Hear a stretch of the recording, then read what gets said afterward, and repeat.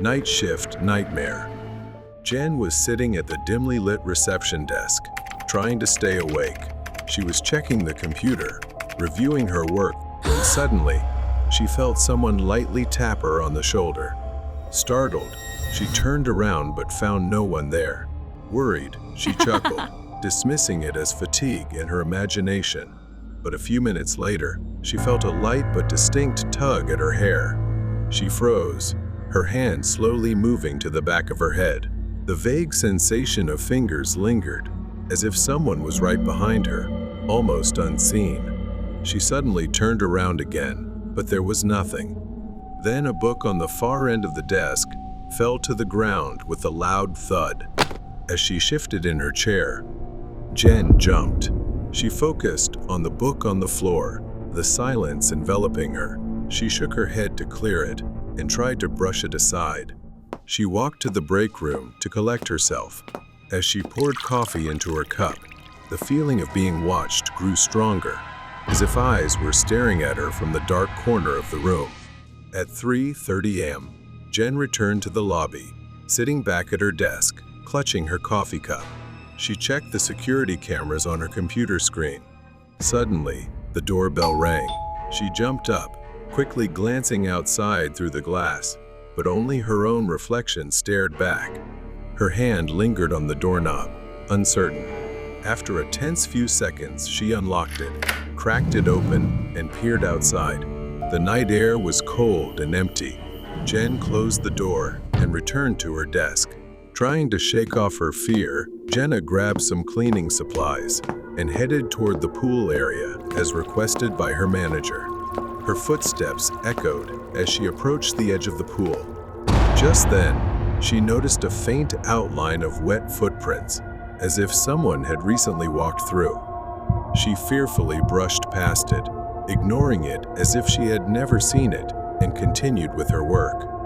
She bent down to pick up a few scattered leaves, floating on the surface of the water. At that moment, she felt it, a strange sensation as if a dark shadow was lurking just beneath the surface of the pool. She hurriedly tried to leave, but before she could react, something yanked hard at her ankle, pulling her down into the pool. Jen lost her balance and fell into the cold water, her body soaked. Panicked, she felt as if she were drowning. She began to flail, sputtering water, then staggered out of the pool, trembling and looking around in confusion, not understanding what was happening. Jen struggled against an invisible force, her hands clawing at the pool's edge, but she was held tightly by a weight she couldn't comprehend. Her vision began to fade when she suddenly saw a woman raising a skeletal hand, pointing directly at her, saying something like, "I hate you all," before vanishing. Just as she was about to lose consciousness, Jen summoned her last bit of strength to escape, gasping for air as she surfaced. Hair disheveled and soaked, Jen stammered as she recounted what had happened by the pool to her manager. She tried to explain how real that feeling had been, but her manager merely checked the cameras and remained skeptical. He insisted that perhaps she just slipped. To her, it was different. She knew it was more than just a slip. Back at the reception desk, Jenna sat there exhausted. She felt foolish and paranoid, wondering if her fear was just in her head, fueled by her coworkers' ghost stories. Her gaze scanned the security cameras, but she hesitated, afraid of what she might see. She quickly packed her things, not wanting to spend another minute in the building. Her shift was about to end. Jen walked out suddenly. The doorbell rang softly in the empty lobby. Her eyes glanced toward the hotel. She held her breath as she watched the front door slowly open, revealing darkness inside as if someone was standing there. But she thought it was enough and turned around to leave immediately. As she drove home, Jen realized she would have to return to work the next day. The haunting spirit would be waiting, and the cycle of fear might never end. She needed to confirm this truth. Night shift nightmare. The next day, Jen stood behind the dimly lit reception desk, her hands slightly trembling as she stared at the empty lobby. The memory of the ghostly encounter lingered in her mind, but she pushed it aside, reminding herself that she needed this job. Jen reluctantly walked towards the pool area. The flickering lights cast strange shadows, making the room feel even more frightening. She glanced at the water, fearing the woman would reappear. But the pool remained still, the surface undisturbed. Jen took a deep breath, regaining her composure for the cleaning task ahead. As she began cleaning the pool, Jen's eyes scanned the area. She didn't see the ghost. Instead, her gaze fell upon a room she had almost never noticed before, peeking out from behind a dusty curtain. She stepped inside, her eyes landing on a pile of old papers stored in the corner. Curiosity sparked. She approached and began sifting through the dust-covered documents. Among them, an old article caught her eye. The headline read, "Mysterious Murder at the Hotel. Night Staff Member Missing." The article recounted an incident nearly a year prior, where a woman was brutally murdered by one of the hotel's night staff during a blackout. The next morning, the disfigured body of the woman was found with a flower pinned to her dress, but there was no sign of the staff member responsible for the crime. Jenna's mind raced as she processed this information, piecing together the fragments of a tragic story. Determined to shake off her fear, Jen continued her work. But as she bent down to pick up leaves, she felt someone behind her. She hesitated, fear enveloping her. Standing upright, she glanced around the empty pool area, but saw nothing.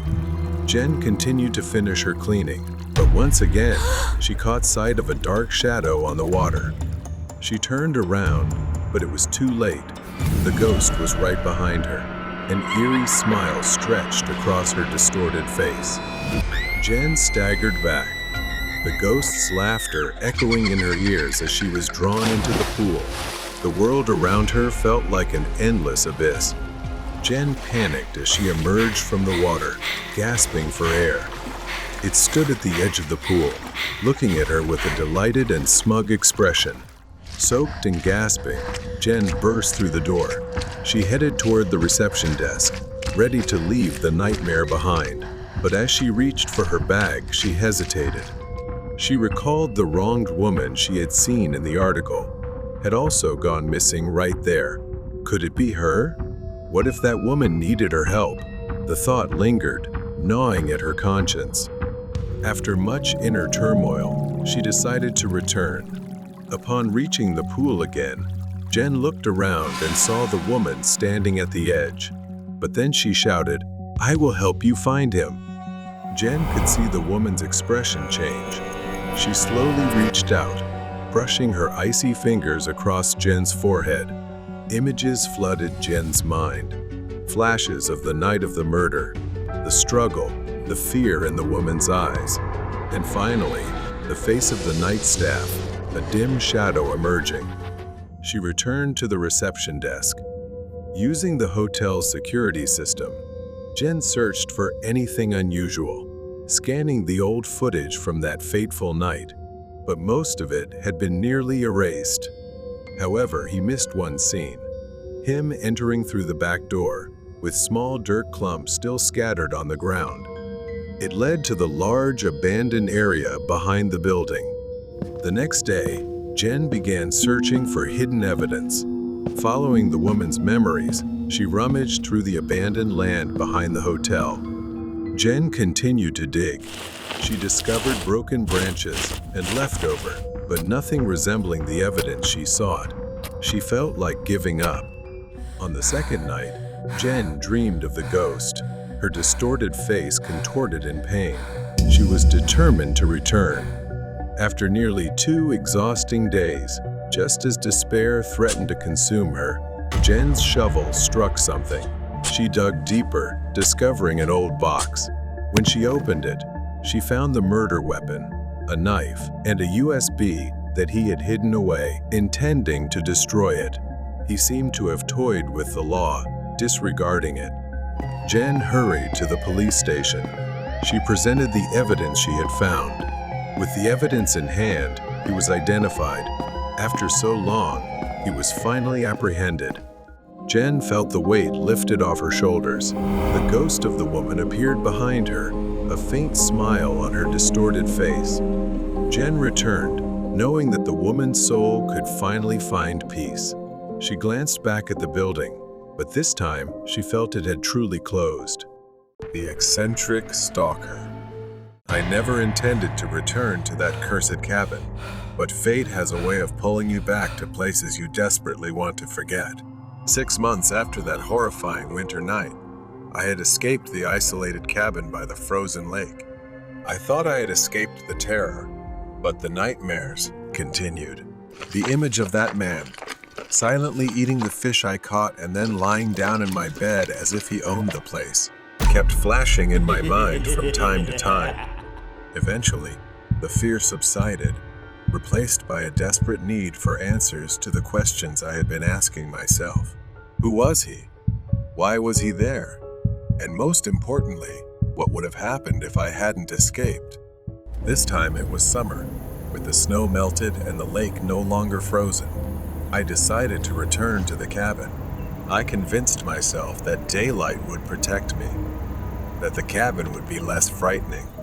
The journey to the cabin felt as strange as the first time, but now the scenery was lush and green, a stark contrast to the frozen wilderness I remembered. I didn't expect the trip to take so long, and it was already dusk when I arrived, but I had made it. I parked the car and cautiously walked slowly to the front door. The door creaked open, revealing the unchanged interior. A cold fireplace and the bed where that man had slept were still intact. I began searching the cabin, trying to find any sign of the man who had invaded my space months before. The silence here was suffocating, and memories of that haunting night started to flood back. Then I noticed a small leather-bound notebook on the nightstand, peeking out from under the pillow. It hadn't been there before. My hands trembled as I picked it up. The leather was worn and cracked, as if it had been used many times over a long period. I opened it to reveal yellowed pages filled with neat, small handwriting. It was a journal. The entries were dated, beginning several years ago, detailing the life of someone who had once lived here. The early entries spoke of peace and joy while fishing at the quiet lake, much like the way I had once enjoyed it. I could imagine such a beautiful scene, but then it changed. He started writing about sketching a scene of a stranger, a figure that would appear at the edge of the lake near a tree, watching him as he fished alone. This stranger, much like the one I had encountered, wore tattered clothes and seemed to survive on whatever he could find to eat. The final entry was dated the winter after I had rented the cabin. It was hastily written, the words barely legible. "He's inside. I can't leave. He won't let me go. I fear this will be the end." I put the journal down, my mind spinning. Was the man trapped by him? What had happened to him? And was he still alive? I realized I needed to leave, right now. As I turned to leave, the cabin door suddenly slammed shut. Footsteps, slow, deliberate, echoing on the wooden floor. I had no weapon, nothing to defend myself. I began to regret my curiosity. I backed into the corner, the same corner I had hidden in months before. The shadow gradually revealed itself. Who was it? The man from the journal or someone else? I couldn't be sure, but he seemed more sinister. I pressed myself against the wall, knowing I might have no escape. The man stepped closer. He was very near, and then his eyes met mine. I felt like my life was about to end here. I braced myself for the worst, but then he did something unexpected. He reached into his coat and pulled out the journal, handing it to me with a trembling hand. I stared at the book, then back at him. His eyes softened, pleading. It was as if he wanted me to take it. I reached out, my hand shaking, and took the journal from him. As soon as it touched my hand, it was like a hallucination. The man's form began to fade, disappearing, leaving only his eyes, glowing with sorrowful despair, before they too vanished. I didn't know what was happening anymore. I stumbled toward the door with the journal in my hand. As I stepped outside, I glanced back one last time. The cabin was silent, empty, but the feeling of being watched was gone. Then the unease returned. I didn't stop running until I reached my car. I drove straight into town, straight to the police station, ready to tell them everything. A week later, the police informed me that the man in the journal was indeed the previous tenant, reported missing months ago. His body has yet to be found. The authorities boarded up the cabin, declaring it unfit for habitation. It was placed in a restricted area. I just hope that, unlike me, no one will return seeking answers. Because you never know, it could be the last day you live. The eccentric stalker. It was January, the middle of winter. I had rented a small, isolated cabin by a frozen fishing lake, my perfect hideaway. The cabin was simple, just the essentials, a bed, a fireplace, and a small kitchen. It was enough for someone like me, who only wanted to fish and enjoy the quiet. I planned to stay for 3 days. The first day passed without incident. After settling in, I made myself a cup of hot coffee and relaxed by the fire. The next morning, I woke up at 7 a.m., eager to get to the lake and start fishing. It only took a 10-minute walk through the snow-covered path to reach the lake. The sky was overcast today. When I arrived, I set up my gear, drilled into the thick ice, and started fishing.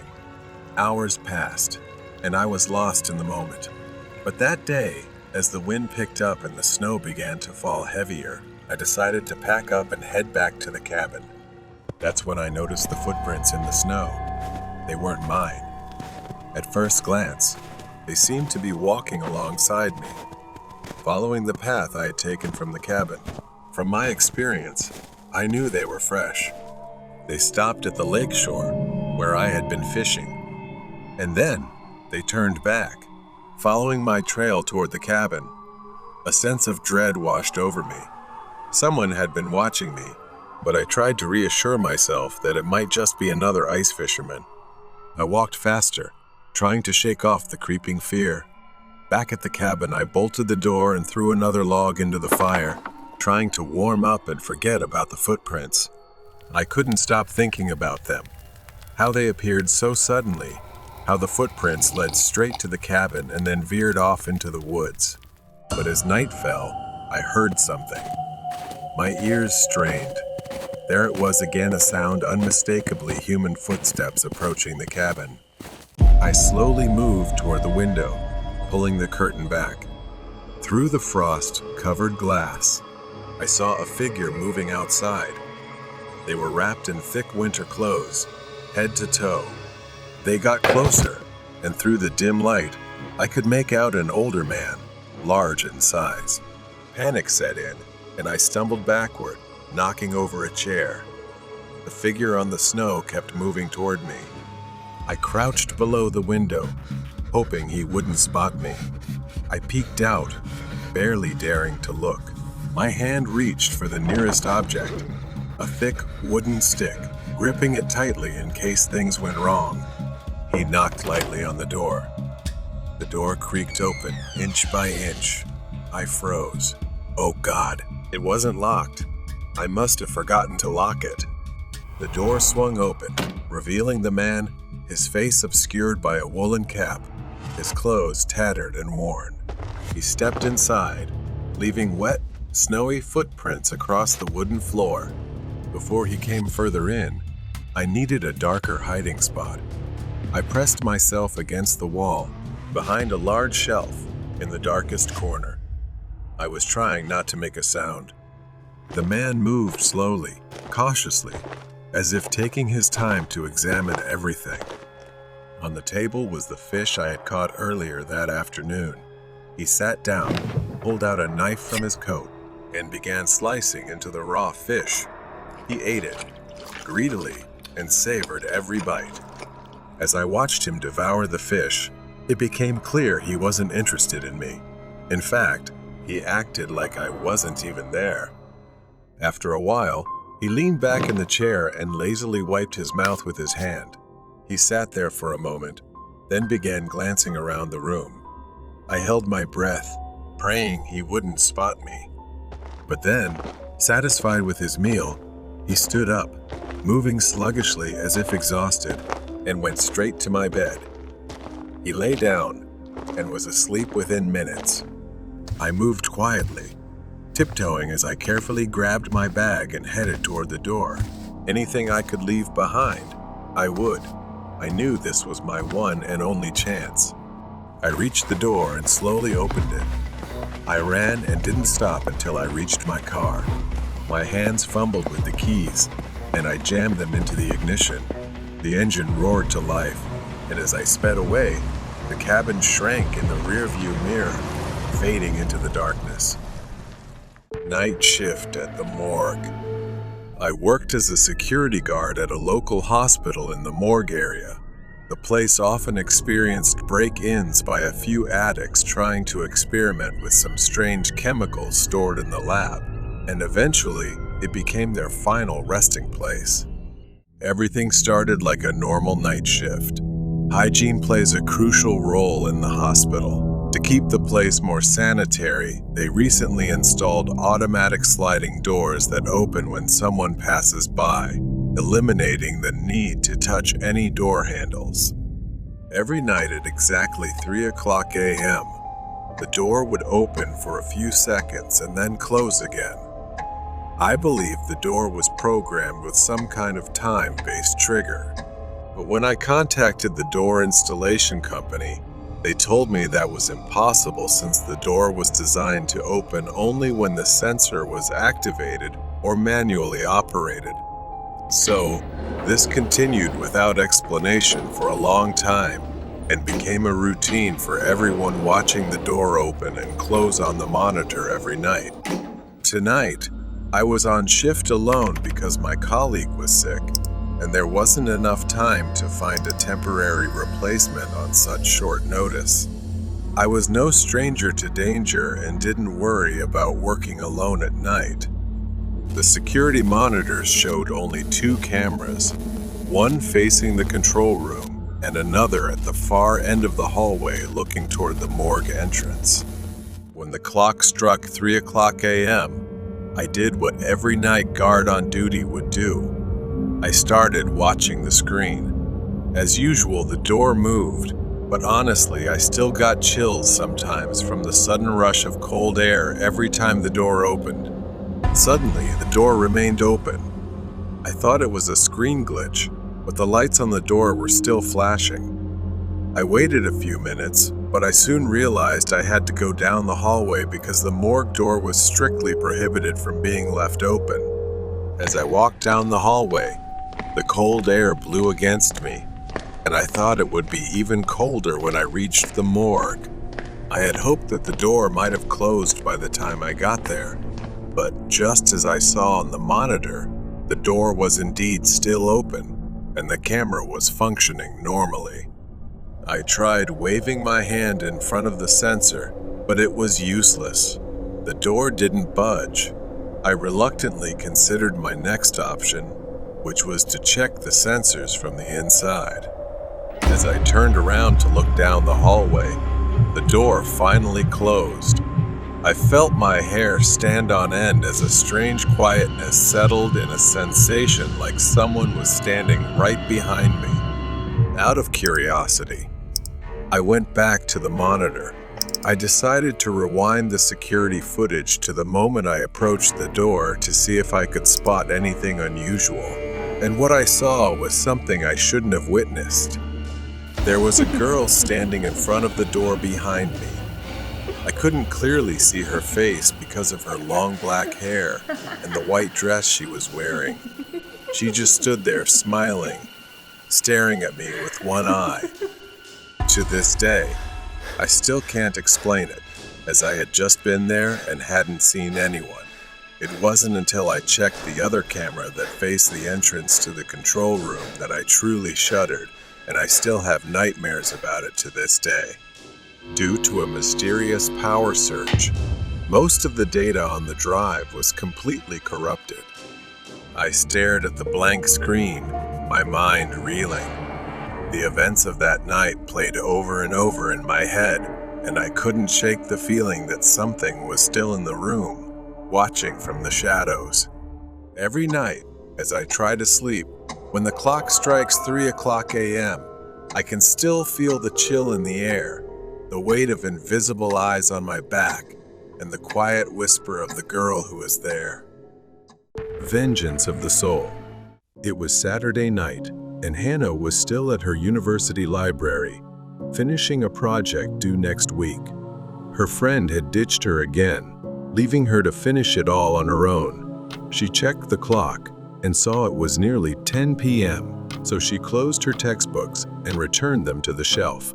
Hannah went back to the table and put her books in her bag, and at that moment, she heard a noise. She looked around and thought she saw a man staring at her, but when she blinked, he was gone. Hannah left and headed home. She knew she shouldn't wander alone in a new city. Then she heard footsteps behind her and turned around, seeing a figure in a dark hoodie disappearing into an alleyway. She stopped, feeling a surge of fear. Was someone following her? She hurried on, relieved that her apartment was nearby. Hannah got into her building safely. She stepped into the elevator and pressed the button for the 14th floor. Just as the doors were closing, someone reached in to stop them. She held her breath as the doors opened, and a tall, fairly handsome man stepped into the elevator, his dark eyes looking at her with a warm expression. He started a friendly conversation, complimenting her outfit. She blushed, feeling a bit nervous. The elevator stopped on the 13th floor, and he stepped out, looking back at her and saying, "See you around." But as the doors started to close, Hannah saw him reach into his coat and pull out a shiny knife. Realizing the danger, she pulled out her phone as the elevator reached her floor. But just as she dialed the last digit for the police, the doors opened again. She screamed as she saw the man standing at the door, with nowhere left to run. He plunged the knife into her chest, her sweater soaking with blood. Pain spread across her chest as everything faded to black. The next morning, neighbors found Hannah dead in the elevator. Residents raised concerns about safety measures. Security cameras were installed, and more importantly, an emergency stop button was added to the elevator. Months passed, and the elevator killer remained uncaught. He prided himself on getting away with the perfect murder and wondered if he could pull it off again in the same building. He chose another Saturday night and saw a woman waiting to enter the elevator. He stood behind her, ensuring the guard was still distracted by his game on his phone. He pulled his hoodie tighter over his head as he noticed the camera. The doors opened, and the woman stepped inside. Just like before, she pressed 14, and he said he lived on the 13th floor as he pressed the button. But the woman didn't respond. She seemed strange, her head bowed, her hair covering most of her face. She wore a white dress and was barefoot, which he found odd, but her appearance didn't concern him. He kept a knife in his pocket, eager to use it. The 13th floor arrived, and he began to step out. He was ready to repeat what he'd done before, but as he turned back, he realized she was no longer in the elevator. Confusion crossed his face. He was certain she'd been there, but now the elevator was empty. He went in to check. The elevator door suddenly closed, and the overhead lights crunched and dimmed. He heard a hiss. The man felt the hairs on the back of his neck stand up as a chill ran down his spine. The guy looked up, and his eyes widened. The woman was crawling on the ceiling, her hair growing long and slithering like a snake.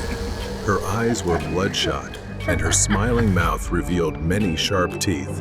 He noticed a blood stain on her sweater and realized she was Hannah, the woman he had murdered. Hannah's spirit reached out, grabbing his neck, savoring his terror. Then Hannah pulled him into her bloody mouth, her razor-sharp teeth waiting for him.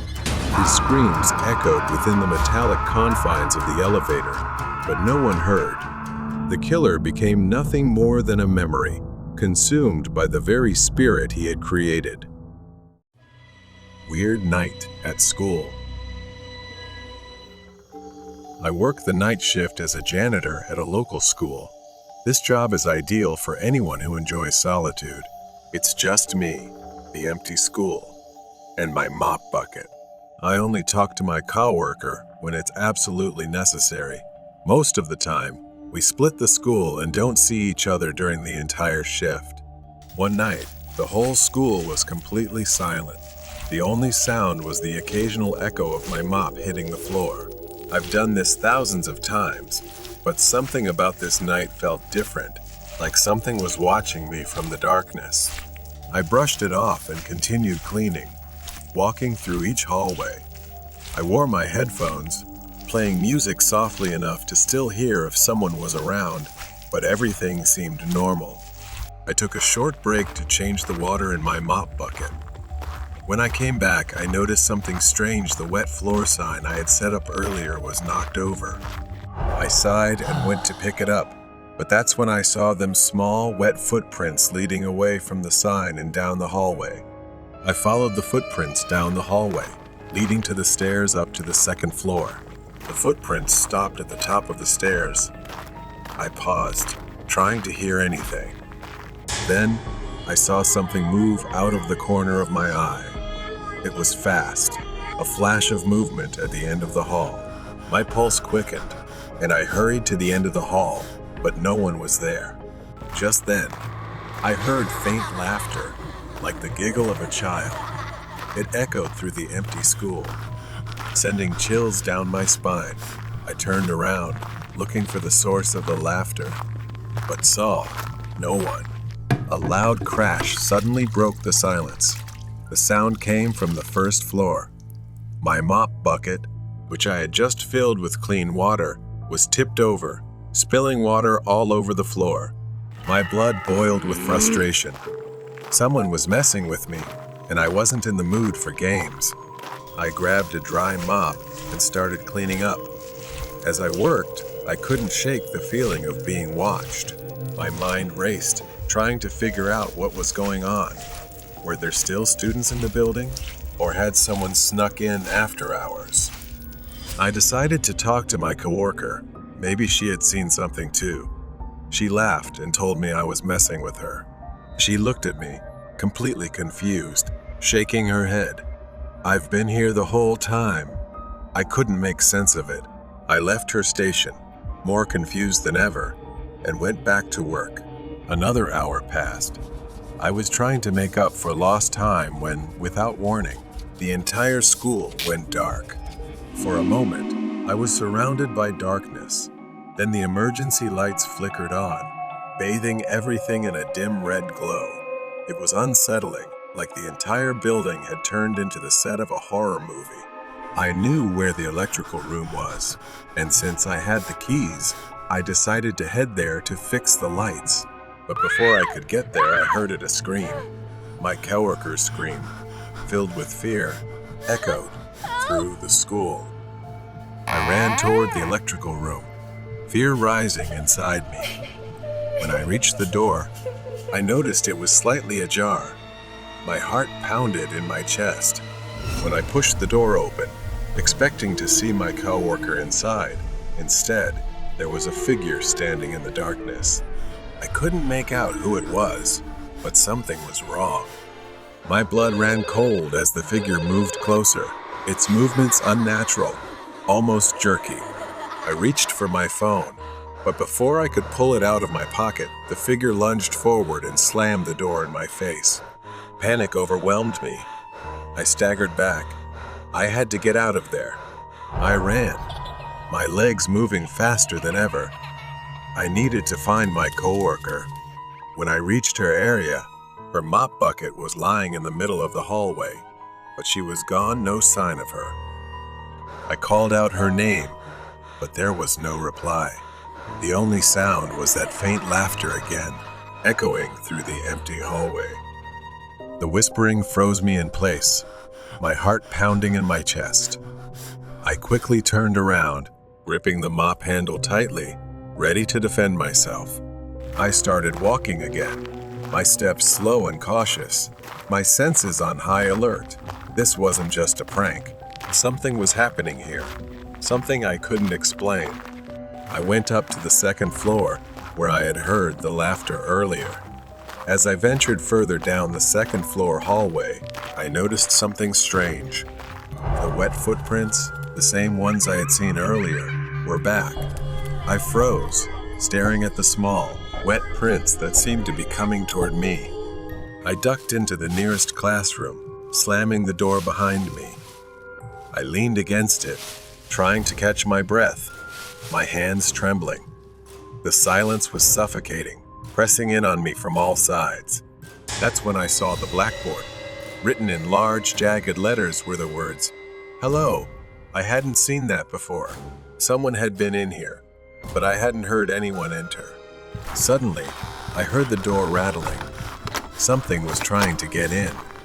The doorknob twisted hard, and the door shook as if someone or something was pounding on it. I backed away, gripping the mop handle like a lifeline. The banging stopped. Silence returned, but the tension in the air remained. I slowly crept toward the door, pressing my ear against it. Nothing. I reached for the doorknob, turning it as gently as I could. I cracked the door open just a little and peeked out into the hallway. I cautiously stepped out, looking around for any sign of movement. I had to find my coworker. I couldn't stay in this school alone any longer. I started walking down, and just then, from where I stood, I saw a shadow at the bottom of the stairs. It didn't move, just stood there, a dark figure faintly illuminated by the red emergency lights. I squinted, trying to make out the shape. It was small, like a child. As I got closer, I could see more clearly a young boy, maybe 13 or 14, standing with his back to me, wearing a torn school uniform. I reached out, hesitating for a moment before speaking. "Hey, are you okay?" The boy didn't respond. I took another step, my hand trembling as I reached out to touch his shoulder. The boy's face was a grotesque mask, pale, soulless eyes, blood dripping from his nose, and a wide, twisted grin. My heart nearly stopped. The child let out a piercing scream that echoed through the staircase, a sound so shrill it felt like it was tearing through my skull. I stumbled back, dropping the mop. My legs felt weak, but I forced myself to run. I sprinted down the hallway, gasping for breath. I didn't care where I was going. I just needed to get out. The hallway seemed to stretch on endlessly in a horrific way. I burst through the double doors into the gymnasium, slamming them shut behind me. The gym was pitch black. I backed away from the door, my body shaking with fear. The footsteps stopped. The doors stayed closed. For a brief moment, I thought I was safe.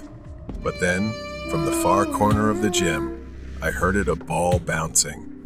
There, in the far corner, the boy stood, his face still twisted in that grotesque grin, holding a basketball and slowly bouncing it on the floor. Then the boy whispered, "Hello," his voice echoing in the empty space of the gymnasium. I backed away, my legs trembling. The child took a step forward, then another. Each step was slow, deliberate, as if he was savoring the fear he was causing. I didn't think anymore. I bolted, running as fast as I could toward the parking lot. My legs felt like they could give out at any moment, but I kept running. I didn't stop until I reached my car. My hands shook as I fumbled with the keys, finally unlocking the door and jumping inside. As I started the engine, I looked back at the school. In one of the second-floor windows, I saw the child standing there, staring down at me with that twisted grin. I floored the gas and sped out of the parking lot. The image of that child burned into my mind. I didn't go back the next night. I never went back there again. Abandoned McDonald's. For the past few weeks, I had been planning a vlog to explore and uncover the rumors surrounding an abandoned McDonald's that had been circulating for years, stories of massacres and unsolved crimes. Today, I finally made it here. As I drove towards it, my hands trembled with excitement, though the thought of experiencing it was pretty terrifying. But I believed that if this video went live, it would break all records on my channel. I arrived. It was truly an abandoned store, with peeling paint and dust-caked, grimy windows, giving it a very eerie feel.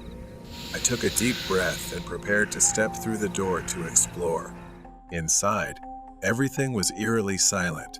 The floor was dotted with patches of mold. The tables and chairs were arranged neatly, but covered with a thick layer of dust. I scanned my camera over the dining area, trying to capture every detail. The old menu was still there, faded and barely legible, just like the posters on the wall, all rotting from years of abandonment. I made my way towards the kitchen. Familiar machines like the ice cream maker and deep fryers were still there, but none of them were intact, all rusted beyond repair. Behind the counter, there was a large black mold patch on the floor. It sent shivers down my spine, as if someone had lain there for so long that their body had decomposed into the floor. I had heard rumors that the police once found a body here. I moved forward, trying to ignore the growing unease within me. I headed towards the restroom, just as my flashlight began to flicker. Suddenly, I felt something, a figure behind me. Startled, I turned around, only to see a Ronald McDonald statue grinning back at me. It didn't look anything like I remembered from my childhood. I forced a nervous laugh. I told myself it was just a statue, nothing to worry about. I continued, leaving the strange figure behind, heading towards the restroom. As I reached the restroom door, a musty smell hit my nose, but I pushed the door open anyway. I wanted to confirm a rumor that a killer had hidden a body here. I didn't know if it was true. I walked inside. There wasn't anything too unusual, just an old restroom, fairly spacious, covered in spots of stubborn moss. I felt a small sense of relief. I began panning the camera around every corner of the restroom. Maybe this place wasn't haunted like everyone said. In the end, rumors were just rumors. I left the room, but I couldn't shake off a strange feeling like I wasn't the only one here. My eyes darted to the floor, and I noticed dark stains that I hadn't seen before. I moved closer to capture them clearly on camera. Suddenly, I tripped, dropping the camera. As I bent down to pick it up, instinctively, I looked up and saw a horrifying sight right before my eyes. Hanging from the ceiling, there was a body suspended in the air, the red uniform with the unmistakable golden arches. It was a McDonald's employee. Her face was gaunt, her eye sockets empty and black, with long hair and arms swaying loosely from the ceiling. I needed to get out. My hands shook as I scrambled to grab my camera as quickly as possible. I had to leave, and fast. Now I believed the rumors were true. This place was haunted, cursed. I don't know how long I ran, but eventually I found a police station. I told them everything, handed over my camera, and waited for them to investigate. When the police searched the restaurant, they found nothing. But what about the footage on my camera? I reviewed all the footage of the restaurant, the kitchen, the restroom, everything was there. But when it got to the part with the Ronald McDonald statue, there was no statue at all. The terrifying scenes I had witnessed, none of it was in the video. I was left speechless, with no explanation. The Graveyard Shift. 15 years. That's how long I've been working the night shift at this cemetery, a place filled only with darkness and heavy silence. My shift starts at 11 p.m. and ends at 7 a.m., during a time when the rest of the world is asleep. Over the years, I've seen a lot, mainly teenagers causing trouble, or the occasional group of drunk people, but tonight was different. The night started like any other. I arrived early, had a brief chat with the daytime worker before he left. Then, it was on to the usual routine, a quick check.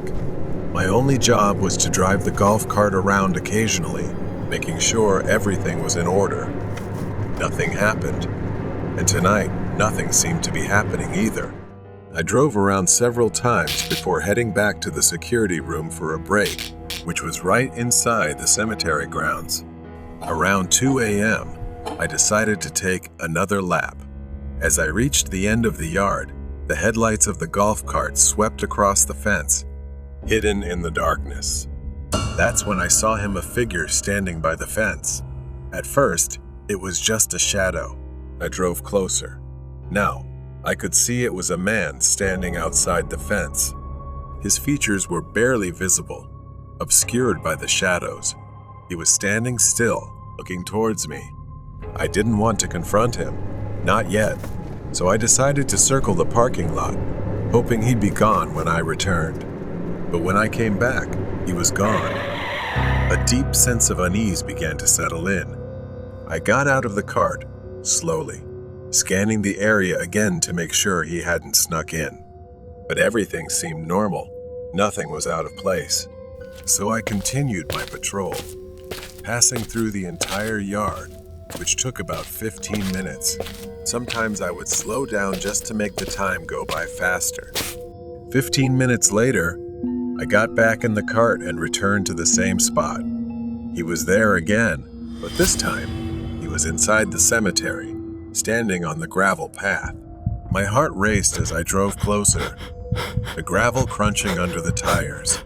He didn't move, didn't react, just stood there, unnervingly still. I got out of the golf cart and started walking toward him. He looked like a man in his 40s, his clothes dirty and old. I stopped a few meters away from him and told him he wasn't allowed in here and that he should leave soon. I spoke, but he didn't respond or even turn his head to look at me. I reached out, intending to gently tap his shoulder, but the moment my hand touched him, he spun around to face me. His eyes filled with anger, and for a moment, I thought he might attack me. But instead, he turned and started walking, heading straight for the fence. I stood frozen, watching as he effortlessly walked through the fence and vanished into the darkness on the other side. Trembling, I got back in the golf cart and drove straight to the security office. I needed to calm down, to think. Once inside, I locked the door and tried to steady myself, trying to stay calm. Minutes passed, though it felt like hours, and then there was a loud knock at the door. I jumped, my heart racing. Another knock followed, this time more forceful. Panic set in. I had nowhere to go. My mind raced as I grabbed the landline and dialed 911. I explained what was happening, my eyes fixed on the door. The knocking continued, relentless, until it suddenly stopped. The next day, I sat with my manager as we reviewed the CCTV footage. The grainy black and white video played on a small screen, showing the man I had seen the night before. What I saw was horrifying. Just minutes after I entered, the man I had seen in the yard walked to the door. He stood there, motionless, for almost 15 minutes before he began pounding on the door. In his hand, he held something, but the footage wasn't clear enough to tell what it was. It looked like a metal rod or pipe. He was never identified, and I haven't seen him again since that night, but the memory of that night still lingers with me. Every time I drive past the cemetery, I find myself glancing over my shoulder, hoping he never appears again. Stranger on the way home. I was driving home on a quiet, deserted road, my headlights cutting through the thick darkness. A familiar road I had traveled countless times. I was still about 10 minutes away from home when my car began to slow down. Confused, I pressed the gas pedal, but the car continued to lose speed. Panic set in as I realized the problem I had run out of gas. I suddenly remembered the low fuel warning light had come on, but I had forgotten about it, and in my rush, I had completely missed stopping to refuel. My car stalled, leaving me stranded in the middle of nowhere. I stepped out of the car, the chilly night air biting at my skin. Glancing at my phone, I saw the worst: no signal. I wasn't surprised. This road had no reception. I stood there for a moment, weighing my options. It was nearly midnight, and there was no point in calling anyone. My friends were likely already asleep. I knew the area well enough to remember a gas station about a mile away. It would take 20 minutes to walk, maybe less, and the weather was fairly mild. So I decided I would make the quick trip. I grabbed an empty gas can I kept in the back of my car for my lawnmower. At least luck was on my side in some small way. There were no streetlights, only dense forests on either side. The road was eerily quiet. Only one or two cars passed by, their headlights briefly illuminating the empty road before vanishing into the night. As I walked, my footsteps crunched on the gravel by the roadside. Every sound seemed amplified by the stillness. I felt a bit uneasy, but I kept walking. Then, I heard it.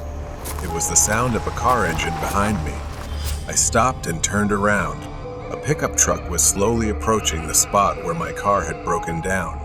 My first thought was that they might stop to help, and for a brief moment, I considered asking for a ride. But then I saw them, two men.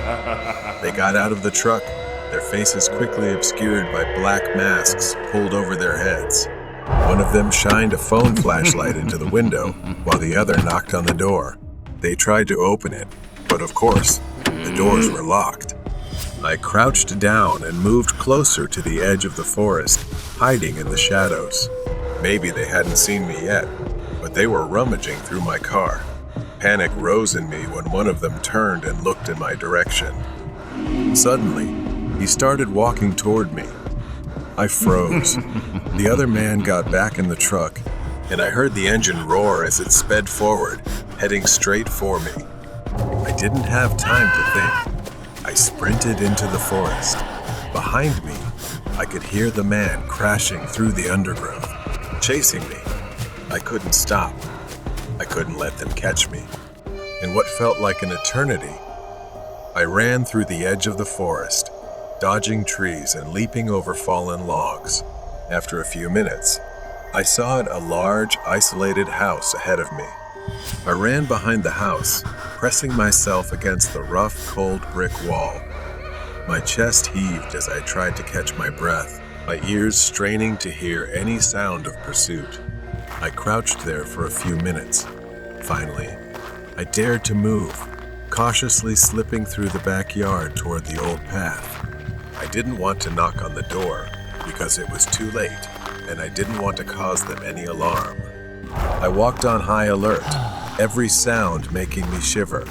I looked around the area. No truck, no sign of the men. I continued walking toward the gas station. Another car came, and without thinking, I rushed back into the forest, hiding until the sound of the engine faded away. Finally, the gas station appeared in front of me. I felt relief as I filled up the gas canister. When I finally made it back to my car, I shakily poured the gas into the tank. I drove straight home, too scared to look back. As I sat in the safety of my own home, I couldn't shake the thought of those men, and I realized how lucky I was to have made it home safely. The Haunting of Route 23. I've been doing this job for over 20 years, driving on long, desolate highways at all hours. As a truck driver, I've gotten used to isolation, to the silence of the road. As a truck driver, I've also had to get used to sometimes sleeping in dangerous places. I was driving along Route 23, a road known for its long, deserted stretches. It's a 30-mile stretch of highway surrounded by endless rows of trees and dark tunnels. I had been driving for 3 hours, and I usually stop for a break after 4. I didn't particularly like this road, but I had no other choice. I spotted a small parking lot up ahead, a flat patch of land nestled between the trees. It was just big enough for my truck. I turned in and parked there. The dense trees surrounded me with a sense of desolation and silence. I stepped outside to brush my teeth. While brushing, I heard the sound of an engine echoing in the distance. A car was approaching, but instead of passing by, it slowly crept closer. Its windows were dark, and I could feel the hairs on the back of my neck stand up. Something wasn't right. I hurried back to the safety of my truck, slamming the door shut. I wrapped the seatbelt around the handle, an old trucker's trick, to make it harder for anyone to open the door from the outside. I had done this many times before in dangerous places, but tonight, it felt necessary. I pulled the curtain shut and lay down on the bed in the back of the truck, covering myself with the blanket. But the fatigue from the long drive soon took over, and within minutes, I was fast asleep. It felt like I had just closed my eyes when a noise woke me up. It was footsteps, soft and slow, circling the truck. Then they stopped right outside the driver's door. Then came a loud, violent knock on the door. I jolted up, almost falling out of bed. The knocking on the door grew more frantic, more aggressive. My hands fumbled as I tried to shove my shoes on. I shouted, "Who's out there?" But there was no answer, just the banging getting louder. I rushed to the driver's seat, my hands shaking as I shoved the key into the ignition. The truck roared to life. I pulled the curtain aside, ready to drive off. And that's when I saw him. A man, dressed all in black, stood just inches from the truck. He held a large knife in one hand and a hammer in the other. We locked eyes, and he twisted his face into a grotesque, maniacal grin. He seemed unhinged. Then he lifted the knife in front of me, as if taunting and provoking me. My truck suddenly stalled. I hit the horn, warning him I would charge if he didn't back off. But instead of retreating, the man started walking toward me. He quickened his pace. Then he started sprinting toward me, yelling as he ran. The knife and hammer swung wildly in his hands as he charged at the truck. I realized my window was still cracked open. I reached to close it, but before I could, his face was pressed against the glass. His wild eyes stared into mine.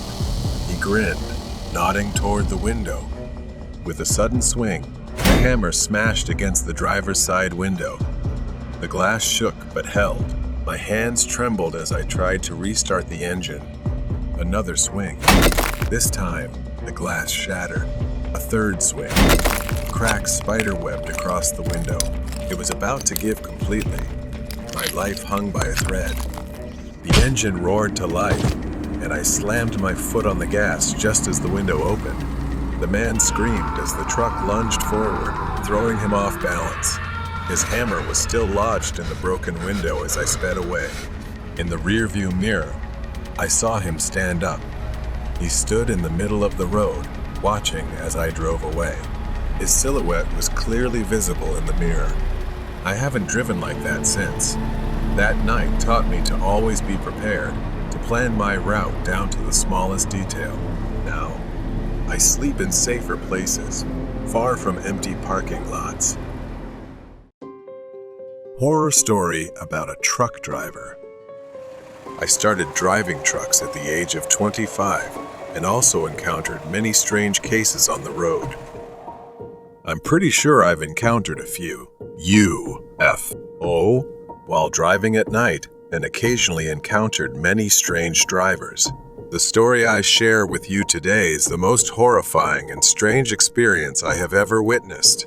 In observation, I was 37 years old in 2009. That night was like most nights. I drove and listened to music on the radio, drinking some coffee to keep myself awake. The roads here are very deserted and covered in fog. Gradually, the fog got thicker and thicker, and I started thinking about whether I should pull over for a while or keep driving. I thought so, but in the end, I still chose to continue driving. At this time, there was no one on the country road.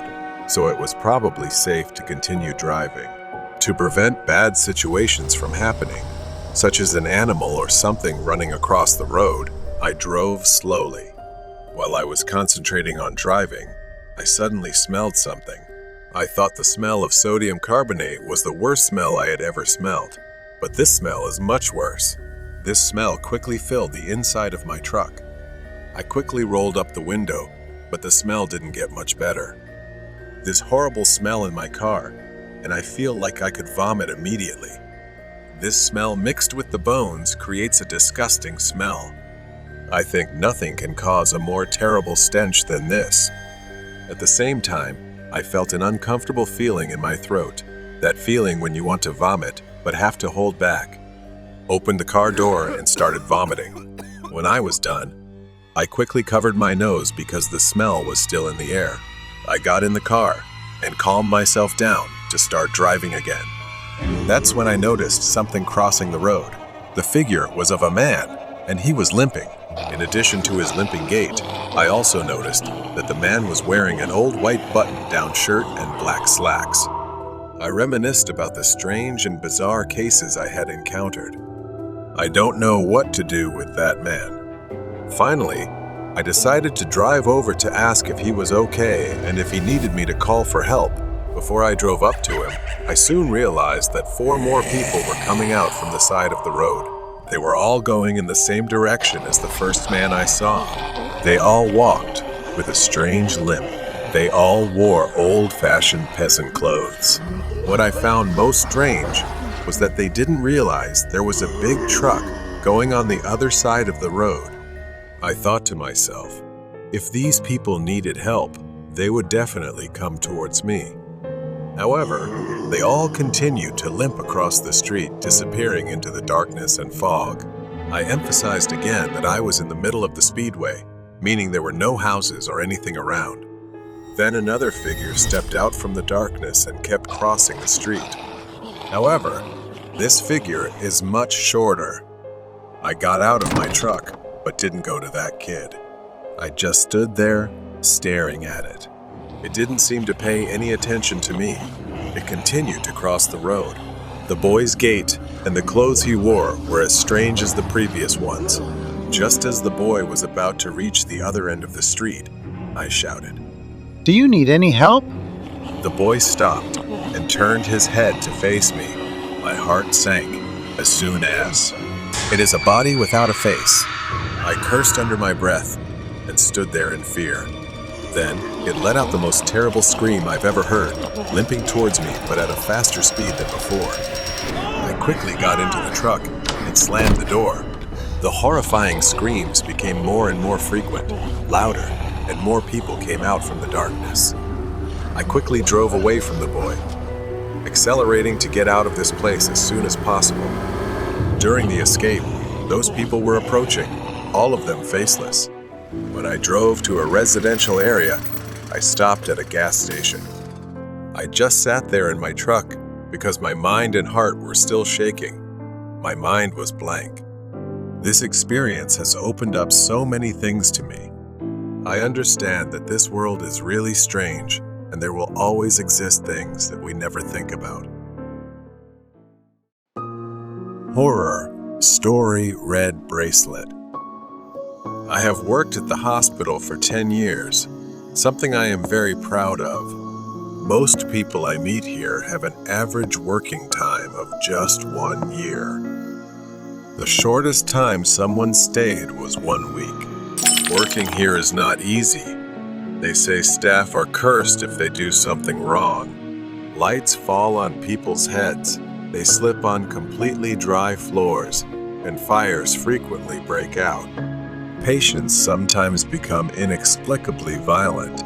No matter how many times they inspect the building or add security staff, the employees always seem to be targeted by bad luck. Even after many years here, I don't know why, but I don't believe in that. I just try to do my best at work. Since working here, nothing unfortunate has ever happened to me. Sometimes I hear strange noises, but they are insignificant. I've gotten used to it and become resilient. One night after a late shift, I stepped into the elevator and immediately pressed the close button to slowly descend to the lobby from the 11th floor, alone. When it reached the 9th floor, the door opened. Reflexively, I reached out to press the close button but stopped when I saw someone standing there. It was a beautiful young girl I had never seen before, probably a new intern. Something about her made me want to talk and ask about her work. I placed my arm in the door to let her in. I asked if she was new. She shyly nodded without saying anything. I was very happy to get to know her. I saw her name tag. Her name was Ilsa. Every night after that, after my shift, at the same time on the 9th floor, Ilsa would be standing there waiting. This surprised me, but I thought it was just a coincidence. She didn't say anything, just bowed her head shy. For the first time in a long while, I decided to open up and make a new friend. One night, while going down in the elevator, as expected, the door opened on the 9th floor where Ilsa was waiting to get in. I decided to ask if she would like to have a drink with me. As soon as she stepped in, she heard a loud noise at the end of the hallway. Both of us looked out. From the corner of the hallway, a dark figure of a man appeared. He was tall, limping, and heading straight for the elevator. Wait! The man called out, "And now." She immediately reached out her hand to hold the door. The man sped up and shouted, "Help me! Help!" As the man got closer, my stomach began to churn. Wait, something wasn't right with me. The man was now just a few steps away from the elevator. He waved at us, revealing a red wristband that was bleeding. I immediately pulled Ilsa back and closed the elevator door. He pounded on the door continuously. I recalled the cold, clinical atmosphere of the morgue. The bodies lay on metal slabs, each with a red wristband. The image of a young girl's lifeless hand, limp from the weight of the wristband, flashed through his mind.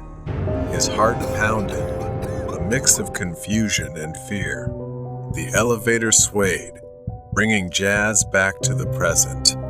He looked at Ilsa again. She slowly and coldly said, "Why did you do that? Why didn't you help him?" I replied, I couldn't help him. He was wearing a red wristband, which is only for the deceased in the morgue. She didn't speak. Then suddenly, she pressed the button to go down to the warehouse basement. Even I rarely go down there alone. I followed Ilsa down a narrow, dark corridor he hadn't noticed before. The walls were adorned with old, faded photos of patients and staff, all wearing red wristbands. The air grew colder. Then her hand fell down, revealing a red wristband. Her back was covered in numerous torn shirt marks. I froze, wondering what this was. Dizzy, dreaming perhaps.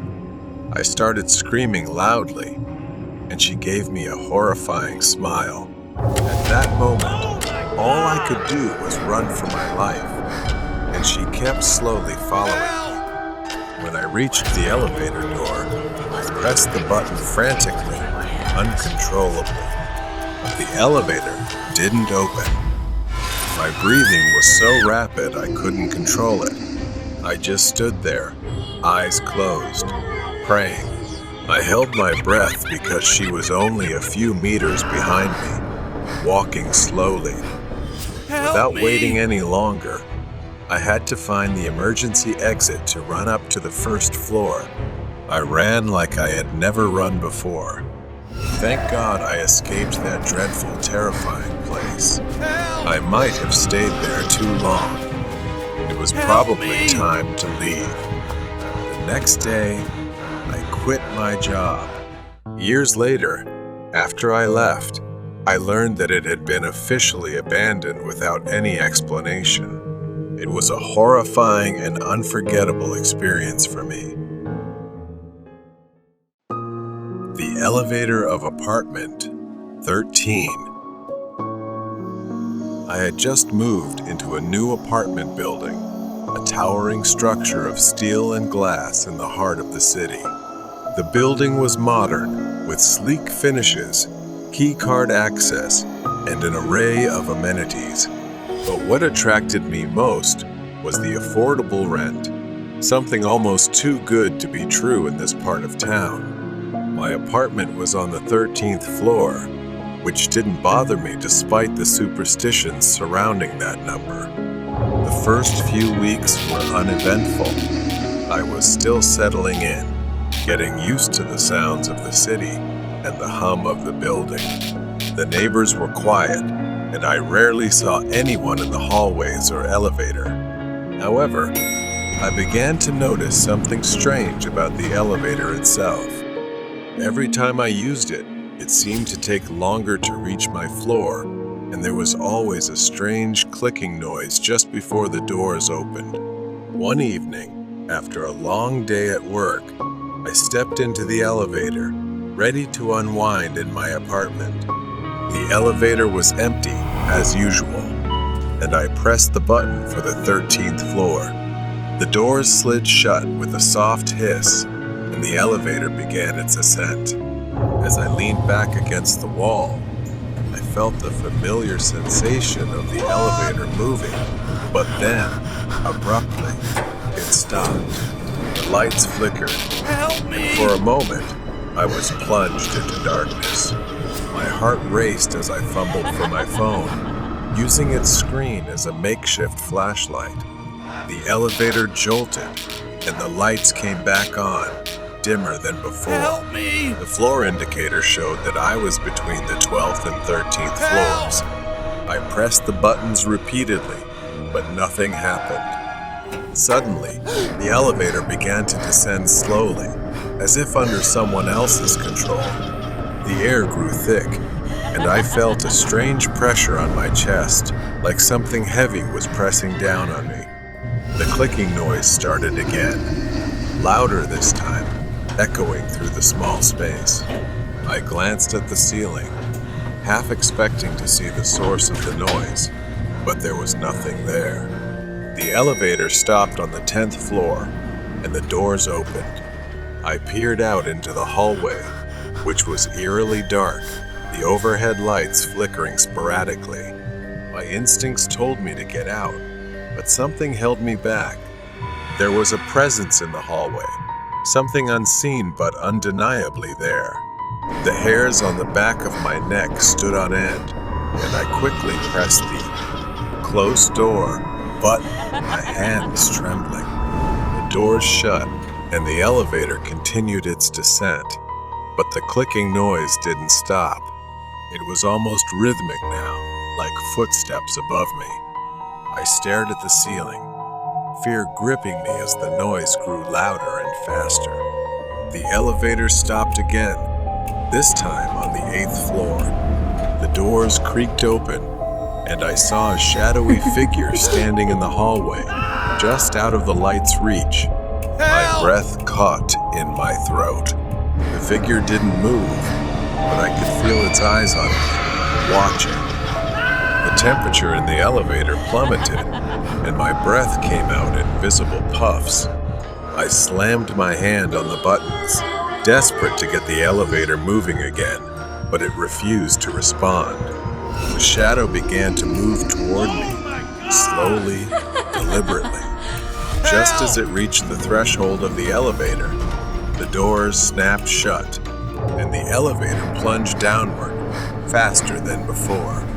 I held onto the railing, my heart pounding in my ears. The clicking noise was now deafening, as if whatever was in the elevator shaft was right above me, following me. The elevator stopped suddenly, the doors opening to the lobby. I stumbled out, gasping for air. and looked back just in time to see the shadowy figure standing in the elevator, its hand outstretched as if reaching for me. The doors closed, and the elevator ascended again, disappearing into the darkness of the shaft. Shaken, I reported the incident to the building management, but they found nothing wrong with the elevator. I moved out the next day, unable to shake the feeling that something malevolent was lurking in that elevator, something that wasn't bound by the rules of the living. To this day, I avoid elevators, especially in old buildings, and I'll never forget the feeling of that cold, oppressive presence in the apartment building of 13. It was a reminder that some places are haunted not by ghosts, but by something far more sinister. Strangers on the 6th floor. It was late, and the apartment building loomed tall against the misty sky, the dim lights flickering in the fog. The street was quiet, deserted except for the occasional sound of cars in the distance. I wanted to take a walk to get some fresh air. As I walked toward the elevator, the air suddenly turned cold, sending a shiver down my spine. The elevator doors slid open. I stepped inside, pressed the button for the first floor. The elevator started descending. Suddenly, it stopped at the 6th floor. The doors slid open with a small creak, and there stood a woman. She was thin, with hollow cheeks, and her messy hair hung over her face. Dark circles surrounded her lifeless eyes. I felt uneasy as I noticed she was barefoot, her dirty feet resting on the cold elevator floor. She stepped inside, clutching her stomach as if she were in pain. Her head remained down, and her movements were slow and deliberate. I moved to the other side of the elevator, holding my breath as she took her place. Something about her appearance left me feeling unsettled. Her dirty dress, her gaunt face, she looked like a homeless person. Her gaze stayed fixed on the elevator floor, scanning as if searching for something invisible, even though there was nothing there. She never looked up, her hands trembling. I began to feel afraid just looking at her. When the elevator reached the first floor, I rushed out, not daring to look back. I quickly exited the building, trying to shake off the encounter, but questions lingered in my mind. Who was that woman? She didn't seem like she belonged here. A little while later, I returned to the building. I pressed the elevator button, eager to get back to my apartment. When the doors opened, my heart skipped a beat. She was there again. This time, she was crawling on the ground, her face pressed against the floor. Her hands frantically moved across the cold floor, still searching for something. The sight was so strange, so terrifying, that I hesitated at the entrance. For a moment, I considered taking the stairs, but something urged me to step inside. My heart raced as I pressed the button for the 9th floor. The elevator began to rise, but it stopped again at the 6th floor. The doors opened, and she crawled out, her body moving slowly along the hallway floor. I watched her disappear into the darkness, my mind spinning. What was she looking for? All night, I couldn't stop thinking about that woman. She must have been a homeless person who had lost her mind and broken into the building. I tried to convince myself that was the only explanation, but the more I thought about it, the less sense it made. A few days later, I woke up early for a morning run. It was still quite early, so the building and hallways were quiet. As I approached the elevator, I pressed the button, feeling a bit anxious, as I remembered the woman from the other night. The elevator descended and stopped once again at the 6th floor. The doors slid open. This time, it was a man. He was barefoot, just like the woman. His hair was messy, his clothes filthy. He hunched over, one hand clutching his stomach. His face was pale, his eyes vacant. He stepped into the elevator, moving slowly, as if in pain. My heart started to race. The similarities were too striking to ignore. I whispered, "Are you okay? What are you looking for?" The man turned to look at me, his eyes staring into mine. They were hollow, lifeless, his face contorted in pain. His voice was hoarse as he mumbled, "I've lost something. My stomach hurts." Before I could respond, he collapsed onto the floor, lying face down just like the woman. He started crawling, dragging his hands across the floor, searching for something invisible. Everything about it was eerie and terrifying. When the doors opened, I bolted out of the elevator immediately, my whole body trembling with fear. I had no idea what was waiting for me next or how I would face it. The morning sunlight shone through the dusty window as I entered the apartment management office, my nerves still on edge from the strange events of the past few days. I needed answers, anything to explain the bizarre encounters in the elevator. I entered the management office and told him about the strange things I had seen. I mentioned seeing some strange people using the elevator from the 6th floor. They looked like a homeless couple, barefoot and dirty. They always held their stomachs, as if they were in pain. The man frowned and pulled out a list of tenants. He glanced over it and then looked back at me, shaking his head. He said no such couple existed. No one matching my description lived on the 6th floor. I stood there, stunned. If no one lived there, then who were the people I had seen? Still uneasy, I headed to the mailroom, hoping that doing something simple like picking up my mail would calm my nerves. When I opened the mailbox, something caught my eye. It was the maintenance bill for the 6th floor. 2 rooms were listed, 601 and 602, along with a water bill.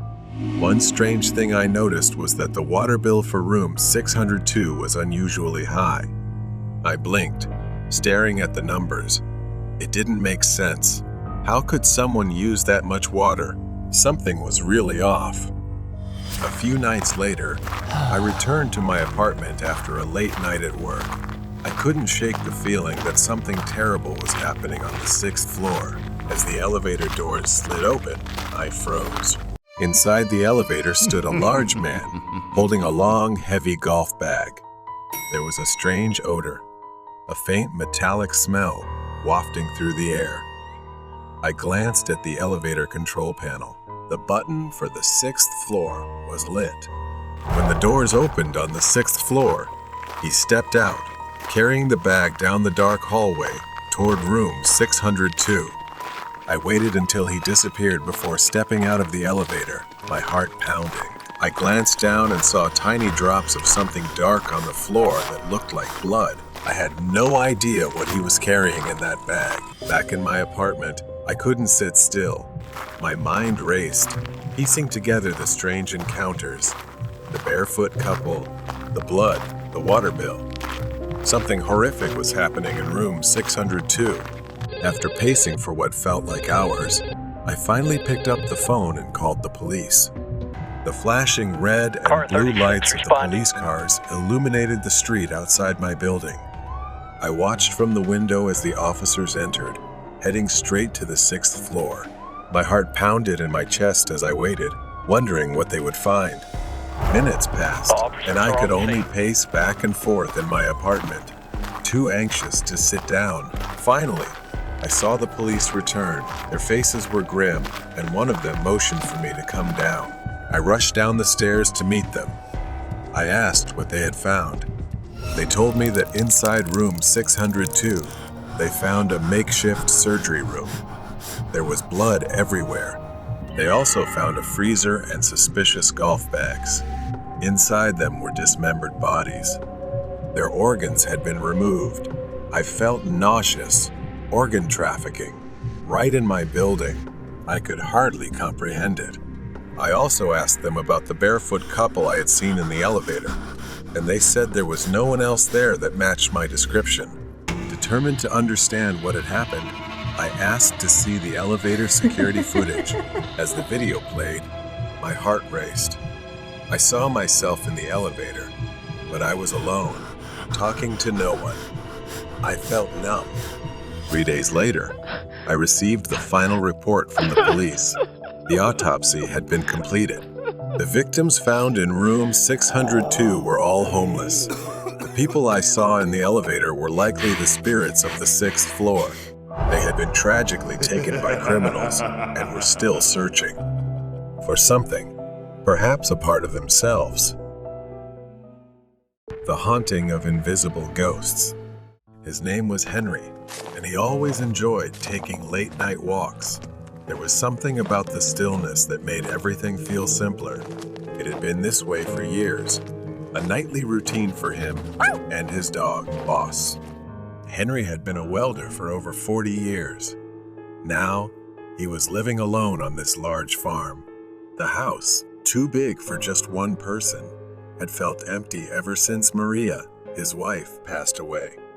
Henry's children had moved out long ago, and after cancer took his wife's life, it was just Henry, left alone with the memories. Tonight, after a long day, Henry decided to take a walk. The cool night air was refreshing, and his dog Boss trotted beside him, his nose sniffing the ground as if searching for something. As Henry made the loop around the house, something caught his eye, a flicker of movement in the second-story window.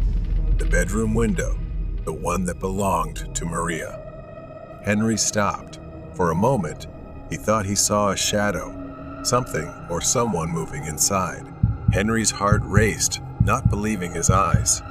He hadn't set foot in that room for years, let alone let anyone else in. Henry stared up at the window, unsure if his mind was playing tricks on him. But something wasn't right. Without hesitation, he rushed inside, Boss close behind, and stormed up the stairs 2 at a time. When Henry reached the bedroom, the door creaked open slowly. The room was empty, exactly as he had left it.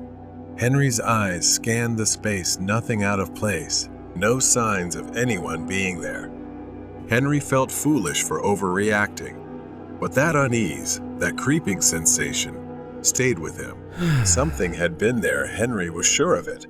The next night, Boss's low growl woke Henry from a deep sleep. He sat up, listening, straining to hear over the pounding in his ears. That's when he heard the creaking of floorboards. Henry's first instinct was to grab his rifle, and he moved into the hallway, raising the gun. A dark figure stood at the end of the hall. A woman, her face obscured by shadows, her hand stretched toward him, fingers unnaturally long. Another night passed. Henry came downstairs early in the morning, only to find the kitchen lights on. He remembered turning them off. Henry grew tense and started calling the police. They searched the entire house, even bringing in the K-9 unit, but nothing turned up. Henry could see it in their eyes. They didn't believe him, but he knew something was wrong. That was the last straw. The next night, Henry went back upstairs. He didn't know what compelled him to return, but when he opened the door, the sight nearly stopped his heart. Maria's clothes, which Henry had packed away after she died, were scattered across the floor. It was as if someone had pulled them out. Panic rose in his throat. Henry staggered back, and that's when he saw her. A figure stood in the doorway. A woman, but it wasn't Maria. Henry couldn't make out her face, but she was shorter, thinner, someone he didn't recognize, and her presence filled him with dread. Before he could react, she ran, disappearing down the stairs and into the night. Henry chased her to the front yard, but she was gone by the time he made it outside. Bosley and Henry searched the property, but there was no trace of her. Henry didn't sleep that night. In fact, he hadn't slept in days. Every creak of the floor, every gust of wind outside it all felt like her, lurking, waiting to return. Henry kept his rifle close, afraid he might actually have to use it. A few weeks later, it happened again. Henry was sitting in the living room, trying to distract himself with the television, when he saw her. She was standing in the yard, staring at Henry through the window, just a shadow, silhouetted by the moonlight. Henry grabbed his rifle, his hands trembling, and ran outside, firing warning shots into the air. She turned and ran into the darkness, disappearing once again. The shots had probably scared her off for now, but deep down, he knew this wasn't over. The next day, after Henry had been out for errands and returned home late, he didn't see Boss greet him. He searched every corner of the house, but everything felt empty. But Henry still had one last room to check, Maria's room. He stumbled into the bedroom, the door creaking open. Maria's clothes were no longer scattered across the floor. They were neatly hung. But what Henry dreaded had come to pass. The woman was still there, sitting on the bed, staring at him. Her eyes gleamed, and she smiled a cold, twisted smile. She whispered that she had been waiting for him. Henry froze, shocked. He couldn't believe what he was hearing. That voice, it was Maria's. But something was wrong. It was cold, hollow. Before Henry could react, her face shifted from an indistinct blur to something grotesque, her skin melting into a monstrous form. The skin peeled away, revealing rotting flesh underneath. Her eyes sank into her skull, her mouth gaping in a horrifying grimace. Henry screamed and raised his rifle, but it was too late. She lunged at him, and as darkness engulfed him, her fingers seemed to scratch and penetrate his chest. The haunting of invisible ghosts. Henry slowly woke up with a strange feeling, something rough rubbing against his face. It took a moment for Henry to open his eyes and realize it was Boss licking his face. Henry remembered the last time he couldn't find his dog, but after everything that happened, seeing Boss made him feel more at ease. Henry groaned, his whole body aching as he struggled to sit up. Everything felt too stiff, the joints rigid, and the muscles dull with pain, as if she had actually lunged at him, clawing and piercing into his flesh. Boss whimpered softly, his gaze fixed on the bedroom door. Henry glanced over and saw nothing unusual, but he couldn't shake the unsettling feeling that something strange was inside his own home. Days passed in a vague exhaustion.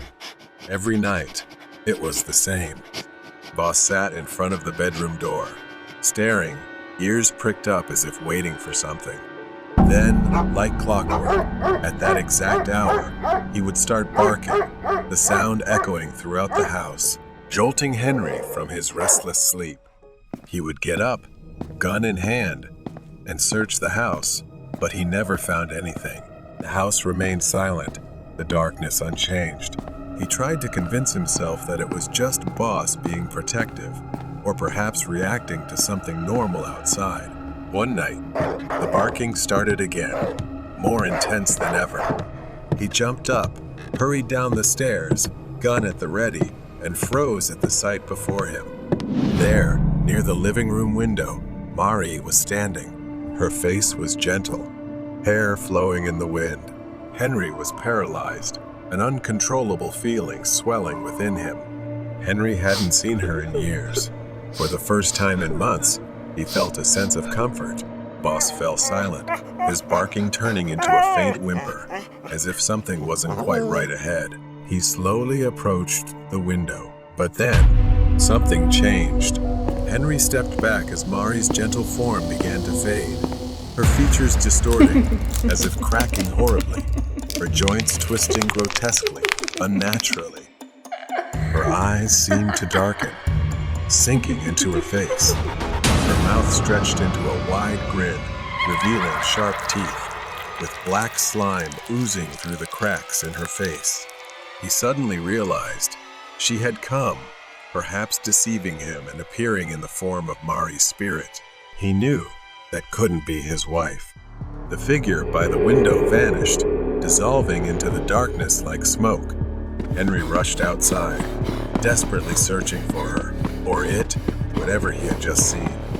He circled the house, calling for Mari, as if somehow she might still be there, but there was no one. As Henry turned the corner of the barn, he suddenly felt an icy chill. The world around him seemed to shift.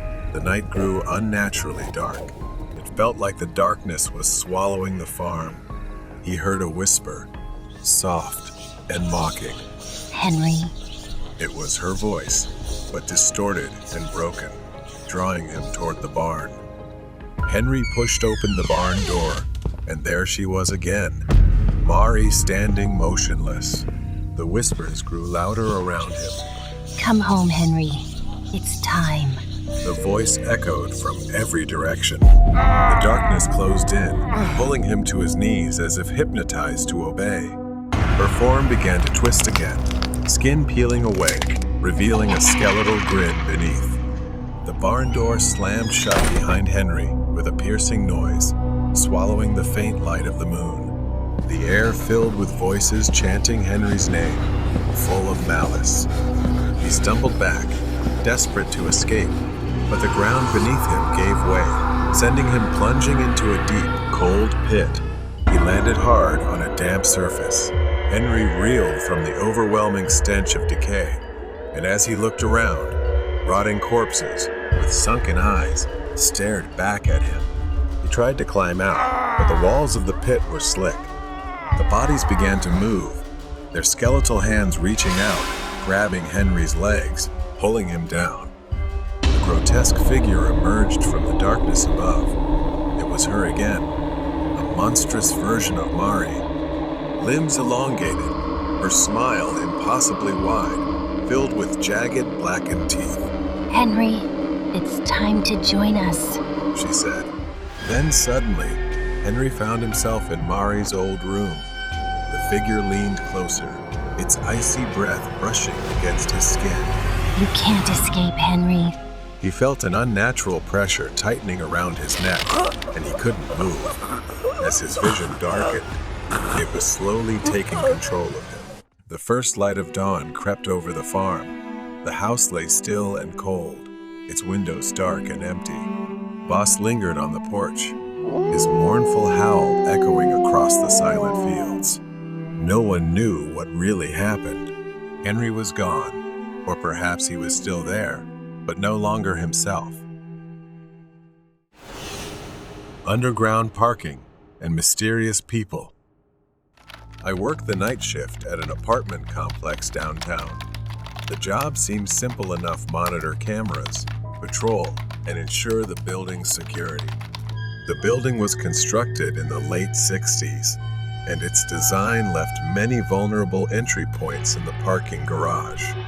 The association was concerned about security, especially with the occasional break-ins and homeless people finding shelter in the hidden corners of the basement.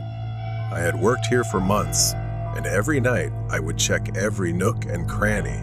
Most nights were quiet, normal, even boring. Until tonight. I walked through the dimly lit parking garage, my footsteps echoing. The place was a maze of dead spaces and blind spots. Too many places to hide. Too many areas the cameras couldn't see. My flashlight cut through the darkness, revealing only parked cars and empty spaces. I always hated the door that led to a dead-end hallway. It was an isolated corridor that led nowhere, just a locked door that couldn't be opened from the inside, as if it held some history better left unknown. As I approached the door, it was wide open. A cold wave of fear washed over me. The door was supposed to be locked tight. I swept my flashlight down the narrow hallway. There was nothing, just an empty glass bottle lying on the ground. My anxiety spiked. The thought of stepping into the hallway made me uneasy. I didn't want to get trapped in there, especially knowing the door locked from the outside. But procedure is procedure. I had to follow it, and I couldn't just leave the bottle there. Reluctantly, I stepped inside. I moved toward the bottle, my flashlight reflecting off the cold gray walls. Each step felt heavier than the last. I bent down, picked up the bottle, and stood up. But then, the sound that chilled me to the bone, the door slammed shut behind me. I rushed to the door, panic rising in my chest, and grabbed the handle. It was locked. I pounded on the metal door, screaming for help, but the thick concrete walls swallowed my cries. My heart raced as I realized no one was coming. It was 3 a.m. and I was trapped. I tried my phone, no signal. The thick walls and metal door blocked everything. I was completely cut off from the outside world. I leaned against the cold wall, trying to calm myself down. The flashlight was my only lifeline in the stifling darkness. I switched it off to save the battery, but I could still hear echoes from somewhere. Then the sound of car alarms blared, one after the other. Whoever had locked me in was out there, doing whatever they wanted, smashing car doors, stealing whatever they could. After what felt like hours, I heard footsteps. It was a miracle. Someone was out there, and I had to make them hear me. I pounded on the door with all my strength, shouting loudly. Finally, a deep, raspy voice answered from the other side, and after a moment, the lock clicked. The door opened, and I felt a wave of relief. A passerby, on their way to work early, had heard my banging. I thanked them profusely as I stumbled out of the hallway, my legs shaking, but my relief didn't last long. As I returned to the basement, chaos greeted me. Windows were shattered, glass littered the concrete floor. At least a dozen cars had been broken into, valuable items stolen. Whoever locked me in knew exactly what they were doing. They had silenced the alarms after each car was hit, leaving behind damage worth tens of thousands of dollars. My heart sank. I knew what was coming next. When the morning shift arrived and the residents discovered the theft, the police would be called, and I would be fired. Security had been breached under my watch, and though it wasn't my fault, I was the one held responsible. Weeks later, after I had quit, the mystery still haunted me. I replayed the events of that night over and over in my head. How did they know exactly where to trap me? How did they avoid the cameras so perfectly? No one was ever caught. The footage showed nothing, just me, doing my rounds. As I walked, I didn't see a thing. Maybe they knew the blind spots of the place too well. Months had passed, but tonight, that phone call pulled me back to the core of everything. I walked into the parking garage. I approached the dead-end hallway, my heart pounding harder with every step. The door was ajar. Just like that night, I could feel the weight of the past pressing on me, daring me to confront it. There was something I missed before. I stood at the entrance, staring, then cautiously moved forward as my senses sharpened. This time, I was ready for whatever I might face. No more running. Then I saw him. It was probably the man who trapped me. His gaunt face was pale and dirty, his hollow eyes fixed on me. He stood still, almost like a statue, as if he had been waiting for me all this time. A chill ran down my spine. The man wasn't a ghost or a specter, he was real.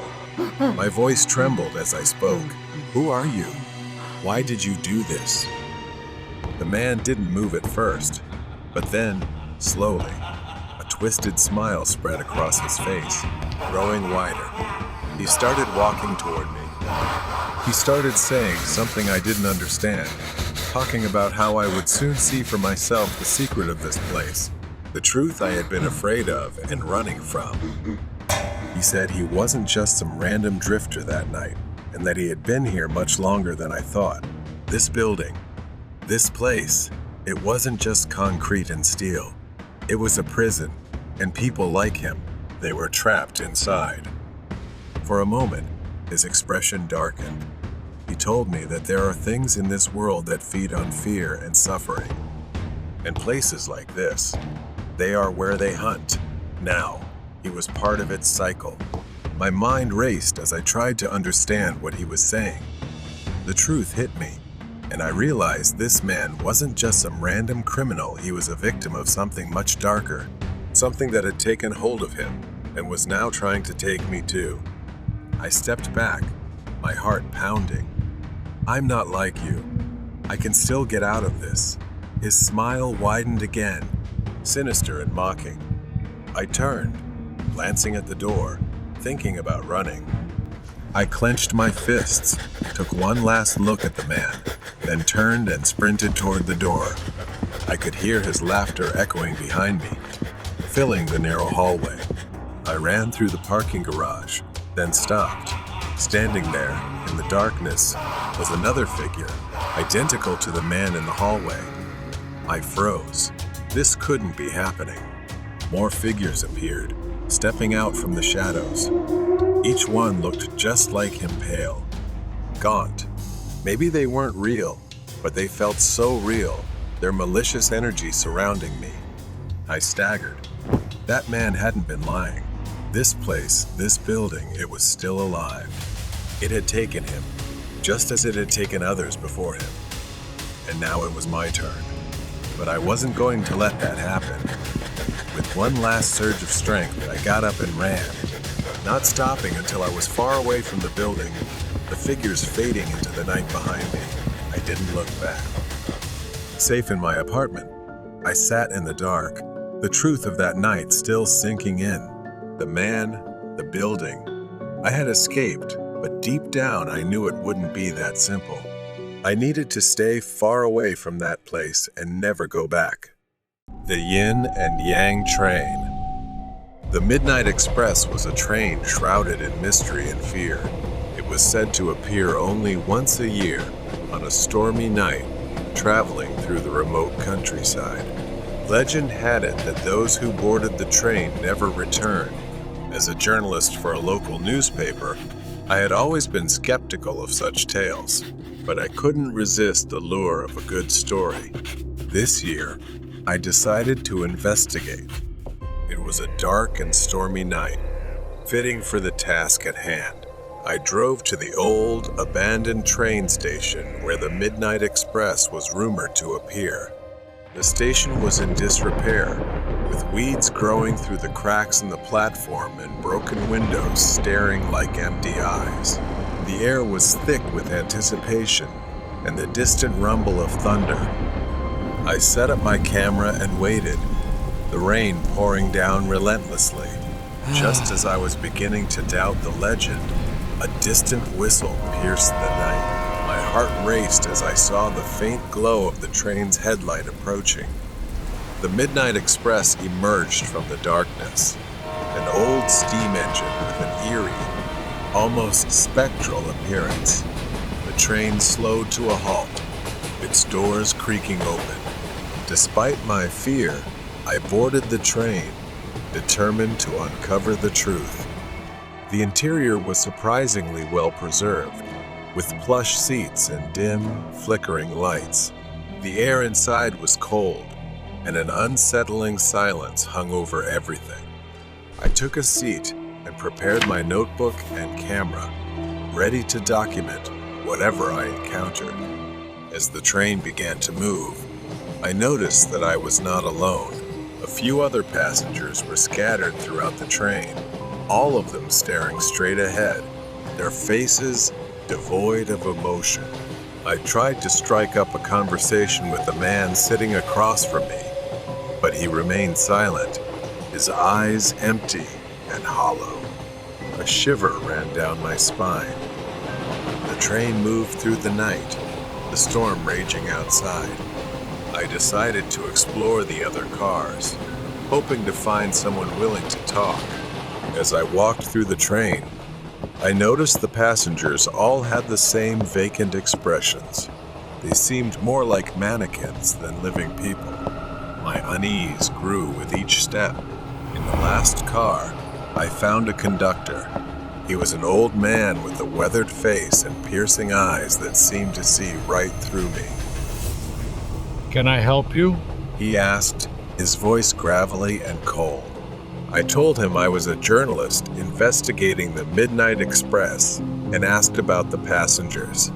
They are souls trapped between this world and the next.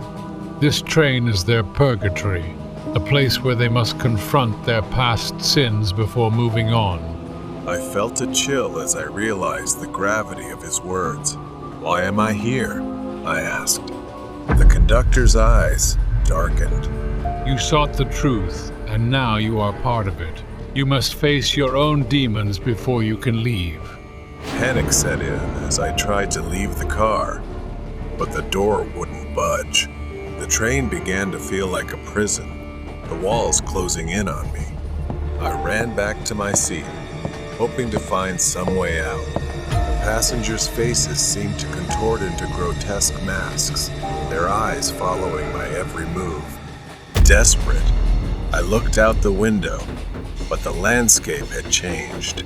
Instead of the familiar countryside, I saw scenes from my own life, moments of regret, guilt, and pain.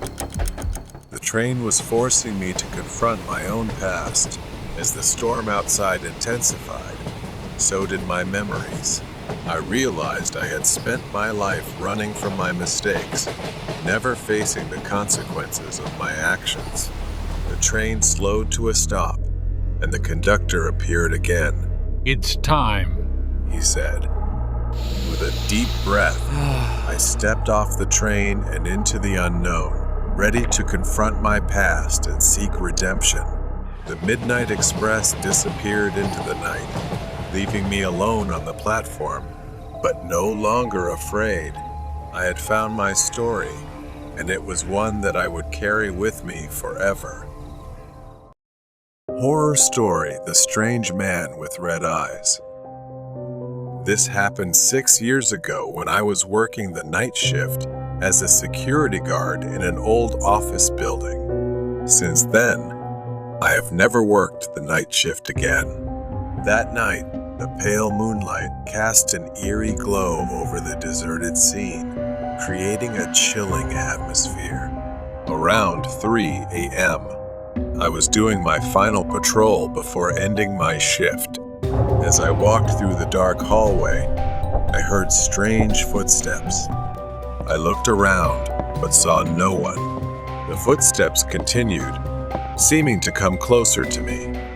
I started feeling uneasy, trying to stay calm and continue my work. But just as I reached the security room, the door suddenly opened.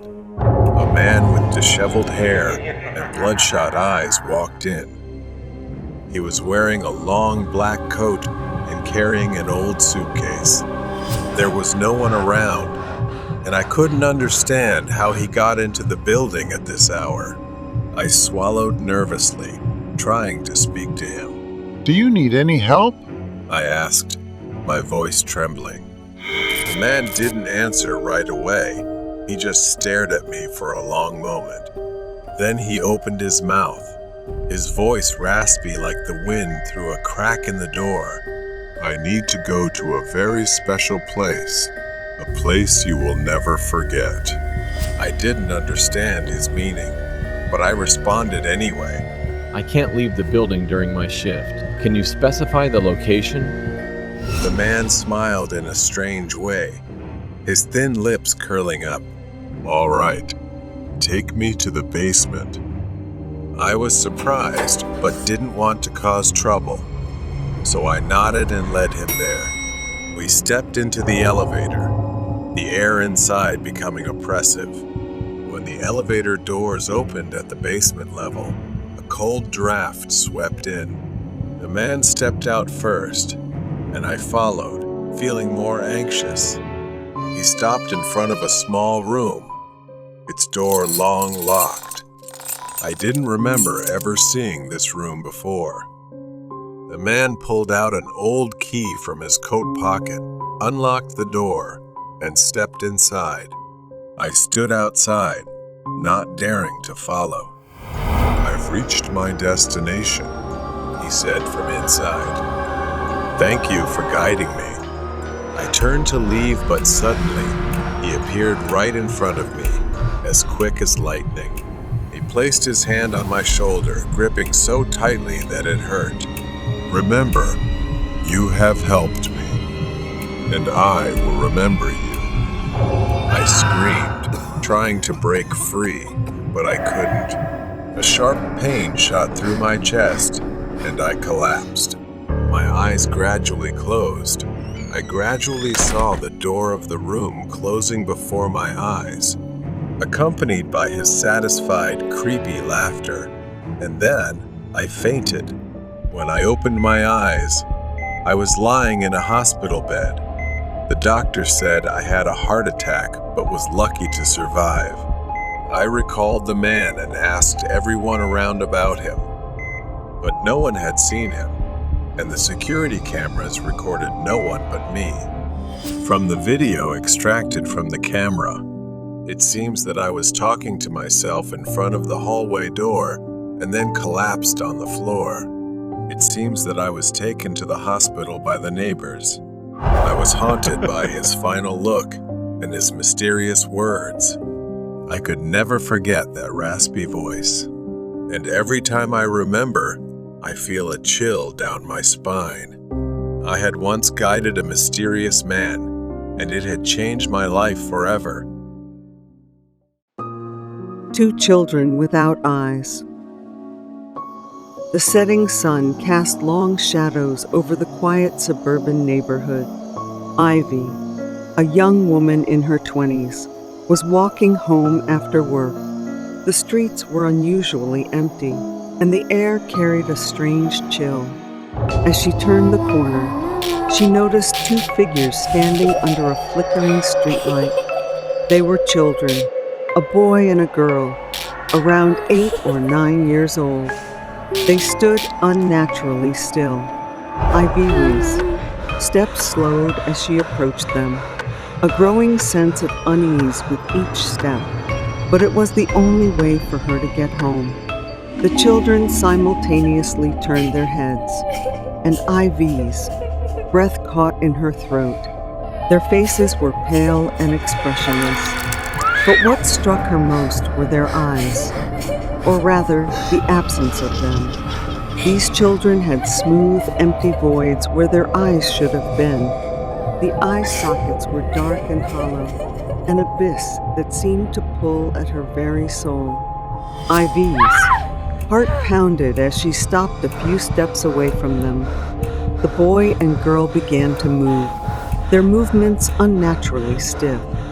They stepped towards her, their empty sockets somehow feeling like they were staring menacingly. Ivy wanted to run, but her legs felt rooted to the spot, paralyzed by fear. The children reached out, their hands pale and cold. They lightly touched her, sending a chill through her body. As their fingers met her skin, images flooded Ivy's mind. She saw dark hallways, old, decaying houses, and a profound sense of sadness and fear. The disjointed images, like mismatched puzzle pieces, kept flashing through her mind. Suddenly, the children let go, and the images stopped. Ivy stumbled back, gasping for air. The boy and girl stood there, silent and still. The flickering streetlight cast eerie shadows on their faces, making their hollow sockets appear even darker. Ivy ran, her heart pounding. She didn't stop until she reached her home. Slamming the door shut, she leaned against it, trying to calm her frantic breathing. The encounter had left her shaken, and the images from those children still lingered in her mind. That night, she couldn't sleep. Every time she closed her eyes, she saw the eyeless children and the haunting images they had shown her. She knew she had to find out who they were and what had happened to them. The next day, Ivy returned to the spot where she had seen the children, but they were gone. She began asking around the neighborhood, describing the children to anyone who would listen. Most people shook their heads, saying they had never seen or heard of such children. But an old man at the local library seemed to know something. His eyes widened in recognition when she described them. He told her about a tragic accident that had happened many years ago. 2 children had died in a fire at an old house that once stood on the very street where Ivy now lived. Their bodies had been found, but their eyes had mysteriously gone missing. The house had been abandoned and eventually demolished, but it was said that the children's spirits still haunted the area. Ivy felt a chill run down her spine as the old man spoke. She realized that the images she saw were the children's memories, their plea for help. Determined to soothe their spirits, she decided to search for the remnants of the old house. It took many days of searching, but she finally found it. It was a patch of overgrown grass, hidden behind a row of new houses. As she stood there, she felt a presence around her. The air grew colder, and she knew the children were near. Ivy knelt down and began to dig. She uncovered charred pieces of wood, the remains of the old house, and then she found a small, scorched box. Inside were 2 porcelain dolls, their eyes missing. Ivy's heart ached as she realized these were the children's cherished toys. With trembling hands, she placed the dolls back in the box and whispered a prayer for the children's souls. The air around her seemed to lighten, and she felt a gentle breeze brush her face, as if in thanks. Relieved, she knew she had done the right thing. The eyeless children were no longer bound to their tragic past, and perhaps she had helped them find their way to the afterlife.